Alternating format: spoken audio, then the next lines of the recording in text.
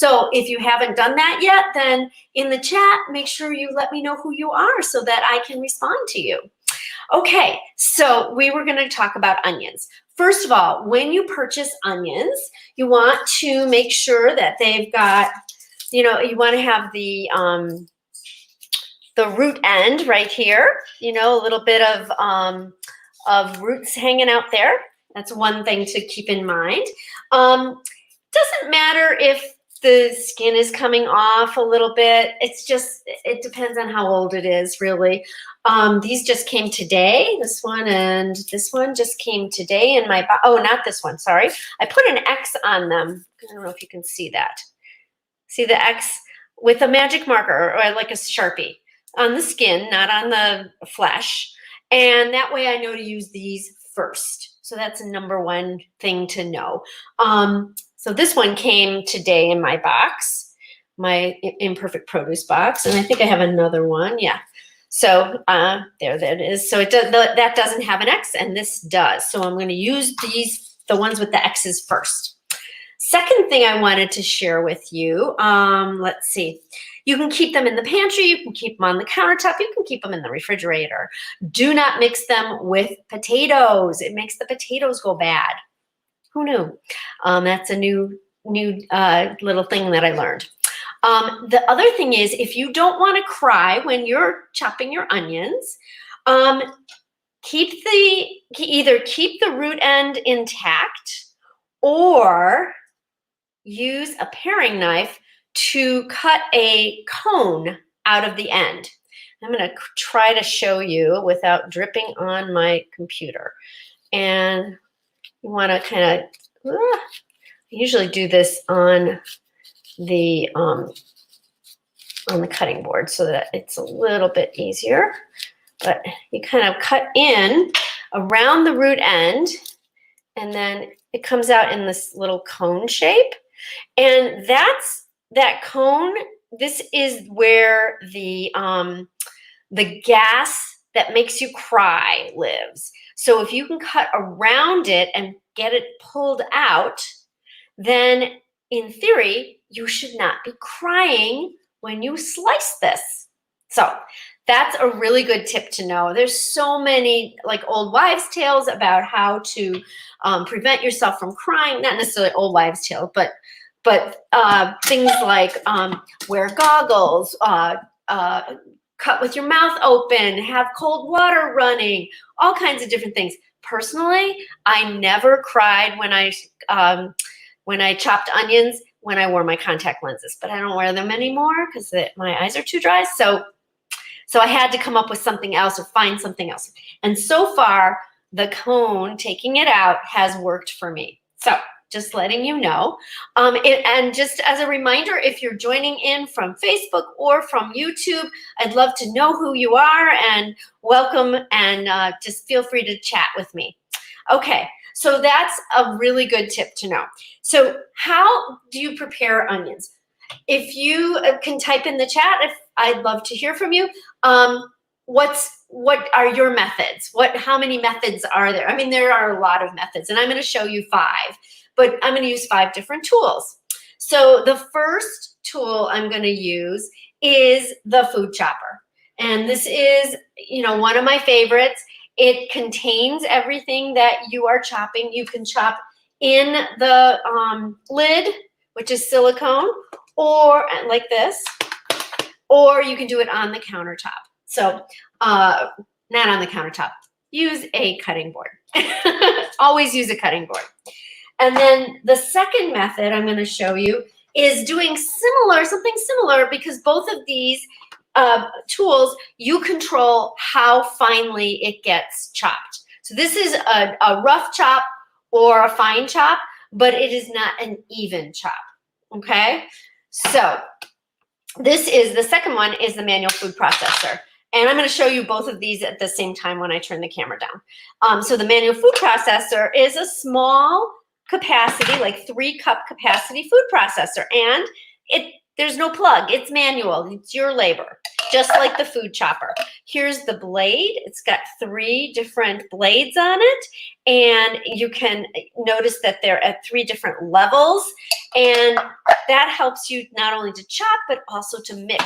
So whereas the food chopper, you just do one thing at a time, the food processor, you can chop your onions and also make a salsa or do a pesto or something that mixes it up. So it works by doing this. You just press down on the I don't know what you call that, the spinning thing, the top, and it goes. Okay, so let's turn the camera down so you can see those 2 methods.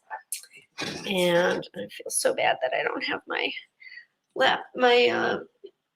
iPhone. Okay, so I'm actually gonna use that on something else. I have another one cut where I actually did cut it. I started to cry, so I'll get this cut. And so with the food chopper and the manual food processor, you don't want to put in a whole onion. It'll just get stuck. So you do want to cut it in a couple pieces. Can you see that? I hope you can see that okay. It's not too bright. Okay, so with the food chopper, all you do, you'll notice that as I move the lever, the blade moves. And that's the whole idea behind it. You just cover the thing that you're going to be, the food that you're going to be chopping, and you just slap down on the top. And I like to do it quickly and release quickly. I think that gives you the best chop. It's a little noisy, but it takes so little time. So watch this. And that was 8, maybe 10. And it's pretty much a rough chop, okay? Oh, I have bread in the oven. Hold on a second. Let's see if we can, there I am. I'm gonna get some bread. Hold on a second. Oh, I think it needs like 3 more minutes. Oops, that's wrong. Kitchen timer. Multitasking. I'm making some gluten-free bread. Okay, so that was the food chopper. And it's really easy to clean. It just comes apart very easily. I've got some food in here, so I don't want to get it all over the place, but I will do that in a minute. Okay, and then the second method, so that was the food chopper. Then we want to use the manual food processor. Same concept. You do have to cut it into slightly into pieces. And you've got your knife out anyways because you're getting you have to peel it and everything. Okay, where's the top? Oh, here we go. Okay, so you want to make sure that there's a little turner thing. Then there's a hole in the blade, top of the blade. Here we go. And you just want to insert that. It does not twist. It lifts off and on. And you just go like that. And the more you do it, the finer it's going to get. Same concept as the food chopper. Okay, so that is our second method, and I wanted to show you what that looks like in there. So you can see it's very finely chopped. So I'm going to be using these for a recipe tomorrow. So I'm prepping it tonight because I wanted to show you how to do it, but also because you could do that. It's nice to be able to do it. So I'm actually going to use this container, use the manual food processor as like a container to hold all my chopped stuff. So I'm going to take that out, and it actually does come with it actually comes with a lid as well. So you could use the lid that it comes with, the mechanism, but there's also just a lid, a flat lid. So let's get that in here, and then I want to show you how to actually chop an onion with a knife, an actual knife. Okay, so hold on a second. Let's turn this down and let you see that. Let me grab this and put it in here. We'll use this as our little container to hold it. Okay, so if you want to get a nice chop on it, but you want it to be fairly even, one of the things you want to do, let's just do one part of it. Oh, these are making my eyes water. You want to actually cut down. I should have left the end intact.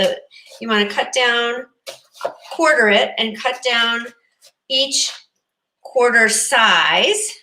Okay, so you've done this side. I think you can see that. And then you want to do the same thing on this side, like this. And then, and you wouldn't go all the way to the end. And then you just slice this way, and you've got this nice chop. Okay, really easy to do. So you're just, and look at that. It's like a perfect slices, perfect chop. Okay, let's check out the bread. So if you're tuning in, I see that there's some other people watching. Let me know where you're coming from, where you're tuning in from. And let me grab this bread. Ooh, that looks good. I'll show you. I'll show you my bread. Check it out. Doesn't that look delicious? Yum. Okay, so that's our gluten-free bread. Close this off. That should be good. Okay. Multitasking done. Okay, so that was the third method, is chopping it using your knife. So you don't have to have great knife skills, but this is a good thing to practice because it is. Okay, so the next method is, so that's a third method. So we've done the food chopper, we've done the manual food processor, and we've used a knife. Okay, so the third method is going to be, that's the fourth method. Sorry. Fourth method is going to be using the simple slicer. And the simple slicer is exactly that. It's a mandolin with just one fixed blade, but the blade has 3 different levels. It's locked right now. And then you'll notice that this part moves when I move the handle, and you should be able to see that. Oh, maybe not. Oh, now maybe you can see it. I'm not sure if you can even really tell. Okay. This part moves, and it actually goes down as you get it bigger. But we're going to do it on slice number 2, because that's what our recipe size should be. And that's like like an 1/8 of an inch, I think. We're going to put our food in the food holder, which is what makes this a safe kind of mandolin. So it holds the food, and then the food actually goes up and down like this. Okay, whoops, like this. Okay, so I'm gonna turn the camera so that you can see that. And unfortunately, I was gonna do it from the other angle, but I don't have it high enough to be able to do that. Okay, so with this, I'm gonna use that conical, the one I took the cone out of, so that it won't make me cry.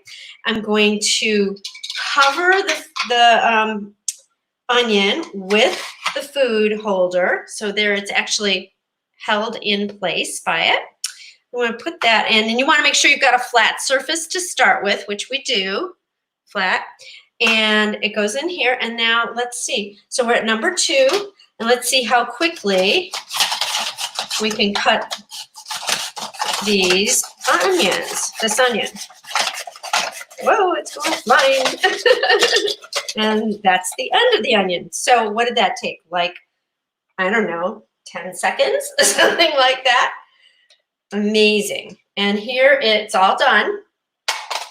And I'm going to lock it up so I don't cut myself. And here are all these lovely slices. I'm going to take one and show you. See, nice and thin. So that's like an 1/8 of an inch. And that's actually the size that I pretty much need for this recipe. But wait, there's one more method. So let me know in the chat which method you like so far. So that fourth one was the simple slicer. And I'm going to put those slices in here. And we're going to use that. So I'm going to make a French onion and mushroom soup tomorrow. And it actually calls for 5 sweet onions. So I have to do a lot more. Ooh, gosh, it's making me cry. I have to do a lot more onions, but I just didn't want to, I wanted to show you just a few. So, okay, so we got that.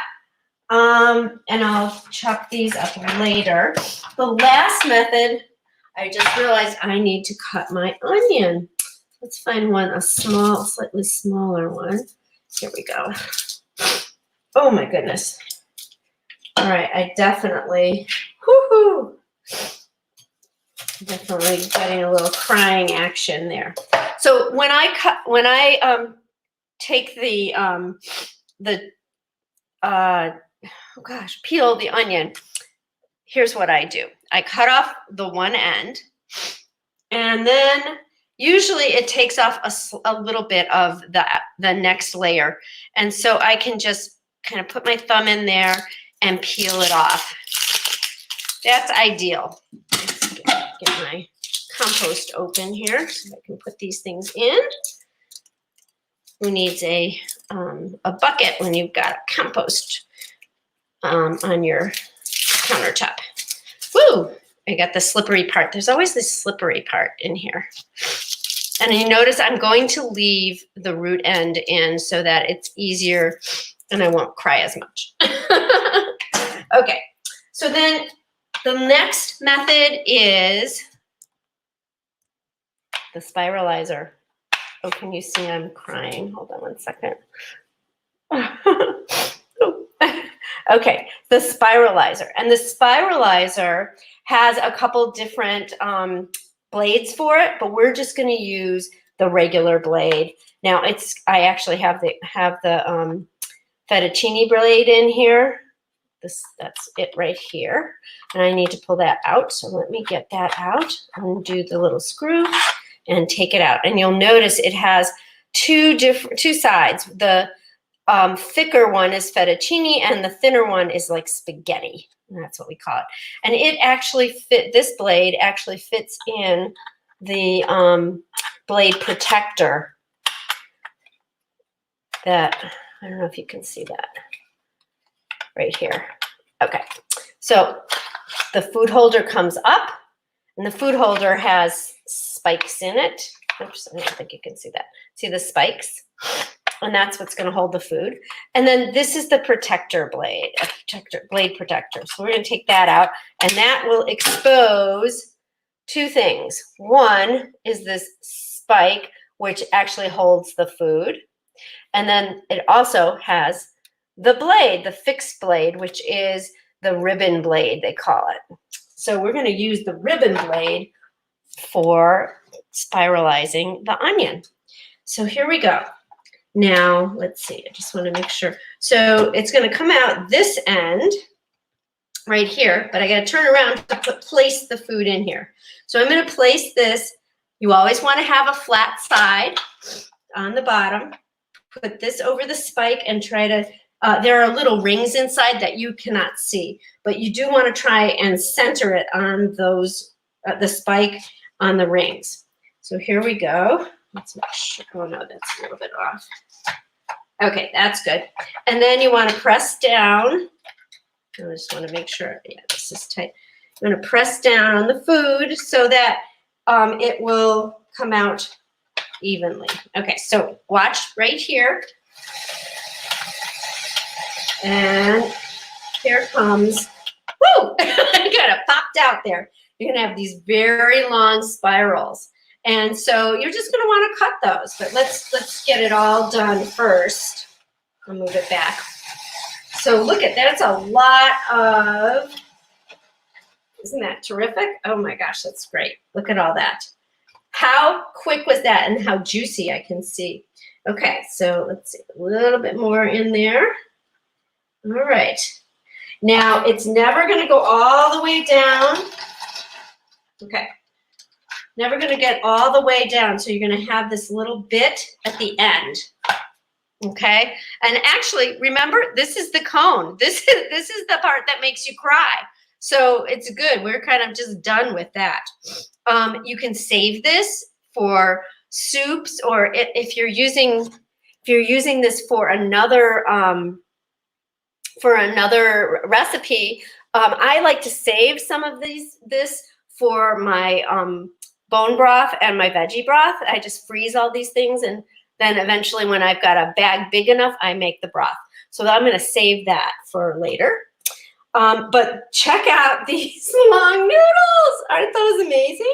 So this is just one thing you can spiralize. Obviously, you can do other things. I like to do a composed salad, like with onions and beets and carrots and cucumbers, but you have to use the cucumbers that don't have the seeds in the middle. You have to use things like the English cucumbers, I think they're called, the ones that come in the plastic tube thing. So that's really the best things to do with this. I make a really good Greek cucumber noodle salad, and you use a red onion, a cucumber, and then of course you use feta cheese. It's delicious. Okay, so here we go. Hey Kim, thank you for joining me. I'm so glad to see you. So here we go. So these look at how long these noodles are. So I will cut those either with a knife or I have the kitchen shears. But that's the fifth method of slicing onions. Okay, so let's just recap here. The first method was using the food chopper. One food at a time and chop, chop, chop, okay? And it just goes like this. The second method was using the manual food processor, which I filled up now with the onion that we are using. But remember, it's got the blade that not only chops, but also mixes, which is nice. So it's, serves a dual purpose. And the lid, these just goes down like that. So it makes it really easy. And that comes with a separate lid. The third method was just using a plain old knife. And that's always my go-to. The fourth method was the simple slicer, which is basically a fixed blade mandolin and has 3 levels.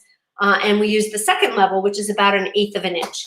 And then the fifth method was the spiralizer, which is a really great tool and I like this one because you're working vertically, and so you can exert some pressure on it if you need to.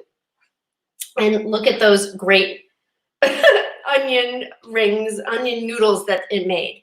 So that was our 5 methods for prepping an onion. I hope you enjoyed it.